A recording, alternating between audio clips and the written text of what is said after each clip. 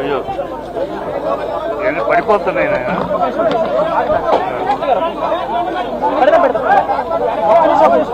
ఒక్క నిమిషం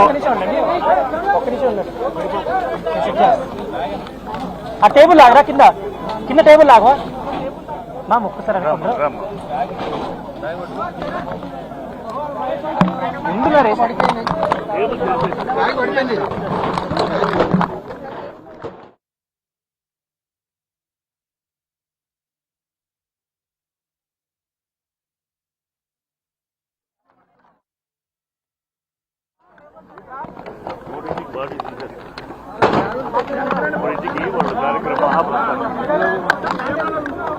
అన్న సార్ చిట్టి గారు ఒక్క నిమిషం ఒక్క సెకండ్ నేను సెట్ చేస్తా. ఓకే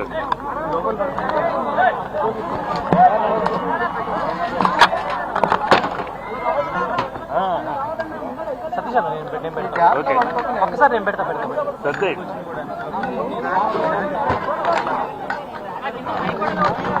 కింద పడిపోతున్నాయి.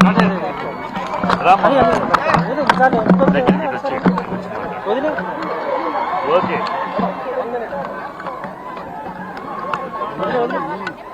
ఎందుకు ఎవరు ఓకే కానీ మాట్లాడండి. సైలెంట్ మాట్లాడండి మీరు మాట్లాడండి. ఈరోజు ఇండస్ట్రీకి ఎంతో విషాదకరమైన బాధ. మన కోట శ్రీనివాసరావు గారికి లేరు అంటే నమ్మలేకపోతుంది. ఎంతో అద్భుతమైన నటుడు కాదైన మహానుభావుడు, ఎంతో నిక్కచ్చిగా మాట్లాడగలిగే మనిషి. కృష్ణరాజు గారంటే అపారమైన ప్రేమ. ఎన్నో సినిమాలు చేశారు కృష్ణరాజు గారితో. లాస్ట్లో మా నాన్న పెళ్లి కూడా ఎంతో అద్భుతంగా నటించి ఆయన పేరు తెచ్చుకున్నారు. చాలా అనుబంధం. ఎన్నోసార్లు మా ఇంటికి రావటం కూడా జరిగింది. ఆయన కృష్ణరాజు గారితో ఆయన అనుబంధం నాతో చెప్పేవారని. అమ్మ అప్పుడు నేను ఎన్నో సినిమాలు యాక్ట్ చేస్తున్నాను, కృష్ణరాజు గారు పిలిపించి నా సినిమాలో యాక్ట్ చేయాలని చెప్పారు.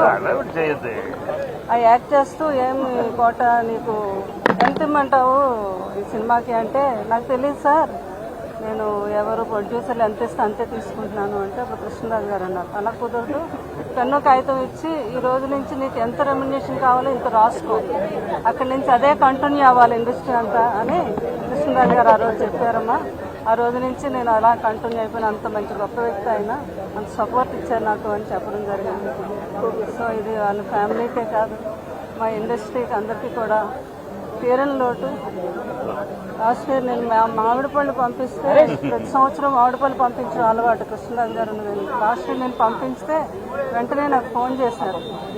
కృష్ణరాజు గారి గురించి ఎంతో బాధపడ్డారు. ఆయన లేరు అంటే నాకు చాలా బాధగా ఉంది. నేను వస్తాను, వచ్చి మిమ్మల్ని ఒకసారి మీతో మాట్లాడాలి అంటే తప్పుకుంటామా, ఎప్పుడంటే అప్పుడు రావాలి అన్నారు. లోపల నేను అమెరికా వెళ్ళడం వచ్చేసరికి వార్త నాకు చాలా హెల్ప్ చేసింది. సో ఆయన ఎక్కడున్నా కూడా వీళ్ళంతా మహానుభావులు, అమరవీరులే వీళ్ళు. వాళ్ళ ఆత్మకి, ఆయన ఆత్మకి శాంతి కలగాలని, కుటుంబం ఎంతో ధైర్యంగా ఉండాలని నేను మనస్ఫూర్తిగా కోరుకుంటున్నాను.